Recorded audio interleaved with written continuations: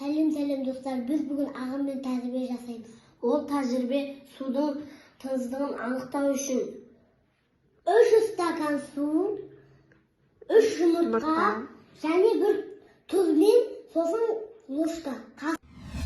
Елдос, бір жұмыртқаны алды, бірінші стаканға сал. Ол батып кетті ғой. Демек жұмыртқа судан тығыз. Иә, Елдос, иә. Енді екінші суға 10 рет тұз сал. 1 2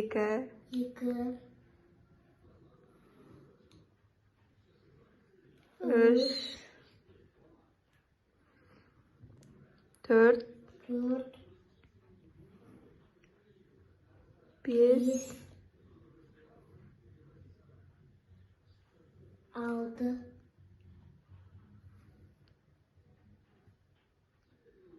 7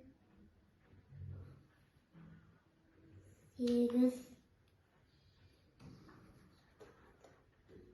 9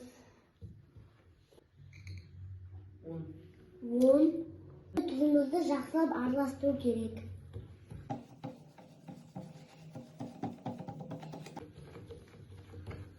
Болды. Су ақтап болып кетті ғой.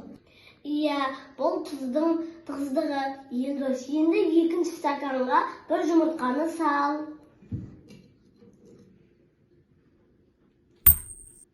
Көрдің бе? Жұмыртқа батқан жоқ. Демек, бұл жұмыртқадан тығыз. Ал, Елдос, енді үшінші стаканға жұмыртқаны сал.